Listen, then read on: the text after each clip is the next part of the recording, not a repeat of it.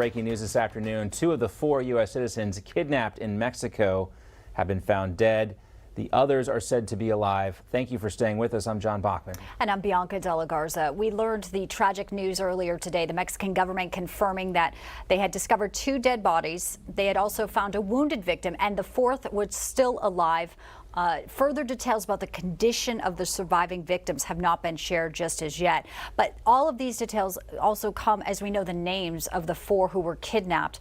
They've been identified as a South Carolina mother of 6 and 3 of her friends. According to Mexico's president, they were traveling for a medical procedure before gunmen opened fire on them on their van, forced them into a truck. It happened in Matamoros, that's just south of the Texas border near Brownsville. Now, U.S. officials say they believe that they were mistakenly targeted by a Mexican cartel, the Gulf Cartel, who thought they were Haitian drug smugglers. Officials say an innocent Mexican citizen was also killed in that initial shooting in Matamoros yesterday. Again, this all playing out just a few blocks from the U.S. border. Now, the State Department issuing this warning to Americans planning to head to Mexico for spring break. You can see here the center of the map, these areas in red. These are the places where the kidnappings occurred. You can see just below the U.S. border, the FBI getting involved, offering a $50,000 reward for information leading to the arrest of these kidnappers. And joining us now with more on this is the president of the National Border Patrol Council, Brandon Judd. Great to have you with us, Brandon. Good to be with you, John. Thank you. Well, 2 of these Americans have already been killed by the cartel. Now, this happened in a known hot zone for cartel warfare. Obviously, Americans shouldn't be traveling there, but give us your assessment on what we know so far. Well, what really scares me about this is that it was in broad daylight. It was within a mile of the U.S.-Mexico border, and it clearly shows that the Mexican government does not have any control whatsoever on what is happening on their own side of the border. And when you look at the way the cartels have infiltrated the Mexican government, it is very, very scary to know that U.S. citizens can be targeted right when they cross the border illegally. What is interesting about this is we only see this when our politics allow for it to happen. When you see the lawlessness, it all starts with what is happening on the border. When you see the lawlessness on the border, when you see that our government does not react appropriately to that lawlessness, then it encourages these cartels to act in a manner that's even more dangerous than what they normally act. We did not see this under President Trump, and we didn't even see it under President Obama. We saw it a lot less under President Trump than we've ever seen it before, and we even saw the Mexican government becoming a true border security partner because of the pressure that was put on him. But when our politicians pander to open border activists, when they only care about what the West Wing activists say, you're going to expect this, and more United States citizens are going to ultimately die. Brandon, in 2019, 9 Mexican Americans, they had passports for both countries, I believe, were killed, part of a Mormon religious group located in Mexico. But there was swift action by President Trump, and you kind of referenced that. You don't think this would be happening right now? You don't think these cartels would feel like they could do something like this if there were a different president in the Oval Office? Is that what you're telling us?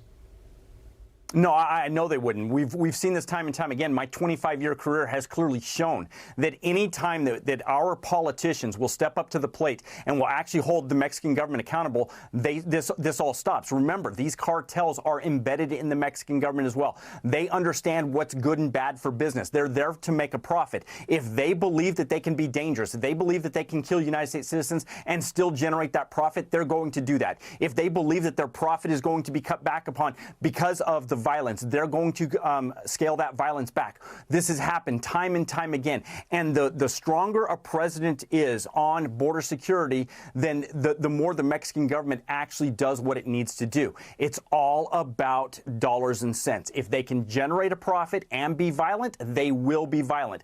If they can't generate the profit by being violent, they will scale it way, way back. And it just, again, our thoughts right now with the 2 that are still reportedly alive, and we're hoping that there is a positive outcome here. This story has shaken a lot of people. And, you know, Brendan, we have a Wall Street Journal op-ed today where the former AG Bill Barr is calling for the U.S. military to fight these narco-terrorists, likening them to ISIS. And many would agree. How feasible of that is now? Do we have to get to this point? Because it sounds like, you know, Americans will continue to go over to Mexico, whether it's for prescriptions, whether it's for spring spring break, and we don't want to see this violence continue. Do we need the military now to step in? Under this current administration, absolutely. We need everything under this administration. But if you look at past administrations, what has worked the best is policy. If we have the proper policy, if we have the operations, it doesn't have to cost the taxpayers any money to get this situation under control. I'm going to go right back to President Trump. When he implemented the proper policies, it allowed us to control the border. It allowed us to control how much fentanyl was entering the country. It allowed us to go after the profits of the criminal cartels. All of this we were able to do because of policy. We don't have to have more resources. We don't have to have the military if we have the proper policy. But if we don't have that, then yes, we do have to look at extreme measures, such as using the military to go after these narco-terrorists. We could do it. We just don't have the policy right now under this administration. All right, Brandon, Judd, thank you for being with us. Great to see you. Thank you. I appreciate it. We appreciate you. Thanks, Brandon. Well, police in Atlanta have now identified 23 suspects charged with domestic terrorism after that attack against a new officer training center. You can see you see the suspects here in the act. Just 2 of them are from Georgia. 14 are from other states. 2 people actually from out of this country. The group is accused of leaving a nearby music festival Sunday night to conduct this coordinated attack on police officers and equipment at the training facility. And among the people charged is Thomas Webb Jurgens. He works for the Southern Poverty Law Center, and he is an attorney for them.